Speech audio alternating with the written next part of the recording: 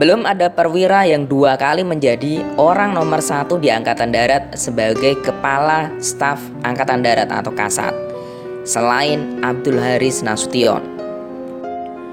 Periode jabatan pertama dilakoni sejak tanggal 27 Desember tahun 1949 hingga 18 Oktober 1952. Dan yang kedua, mulai tanggal 1 November 1965 hingga 21 Juni tahun 1962. AH Nasution menduduki posisi itu total sekitar 9 tahun. Pada masa sekarang, masa jabatan Kasat rata-rata tak lebih dari 2 tahun.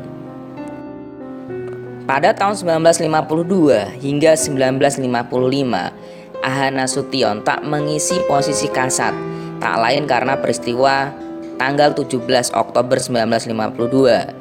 Kala itu Istana Negara dikepung kendaraan lapis baja Angkatan Darat demi memaksa Presiden Soekarno membubarkan parlemen, karena politikus-politikus dianggap sedang mencampuri urusan internal Angkatan Darat. Boleh saja Nasution tak suka politikus sipil mencampuri urusan militer, tapi di lain waktu dia juga yang menjadi konseptor atas masuknya orang-orang militer ke ranah pemerintahan sipil. Di lingkungan Tentara Nasional Indonesia atau TNI atau Angkatan Bersenjata Republik Indonesia atau ABRI, Nasution dikenal sebagai konseptor dari dwi fungsi ABRI.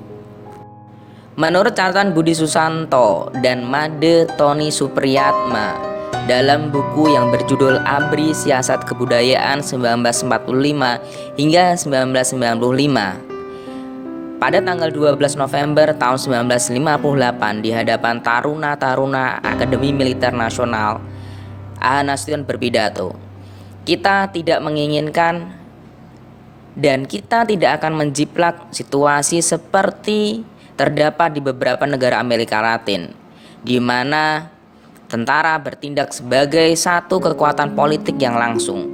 Demikian pula kita tidak akan meniru model Eropa Barat, di mana tentara merupakan alat mati dari pemerintah." Konsepsi tersebut oleh Nasution disebut sebagai front lebar, tapi Profesor Djoko Sutono menyebutnya sebagai jalan tengah. Disebut jalan tengah karena pidato inilah yang memberikan solusi praktis bagi kekuatan militer yang sesungguhnya hanya memiliki keterampilan perang untuk tampil dalam panggung politik yang syarat akan fenomena sipil. Banyak yang menyebut bahwa konsepsi ini baru benar-benar diterapkan pada masa Orde Baru. Namun sebelumnya pada masa Presiden Soekarno pun banyak perwira tinggi yang menjadi kepala daerah, menteri ataupun pejabat perusahaan negara. Sumatera Utara pernah punya Gubernur Ulung Sitepu yang berpangkat militer Brigadir Jenderal. Lalu Brigadir Jenderal M. Yusuf juga menjabat sebagai Menteri Perindustrian Ringan, dan juga Brigadir Jenderal Ibnu Sutowo mengurusi minyak, sehingga akhirnya menjadi Direktur Utama Pertamina. AH Nasution sendiri kemudian dikenal sebagai Ketua dari Majelis Permusyawaratan Rakyat Sementara atau MPRS tahun 1966 hingga 1972 dan menolak pidato pertanggungjawaban Nawaksara Presiden Soekarno. Oke, itu saja informasi yang bisa saya sampaikan. Mohon maaf jika ada salah-salah kata dan salah-salah sebut. Semoga bermanfaat. Thank you for watching. Assalamualaikum warahmatullahi wabarakatuh.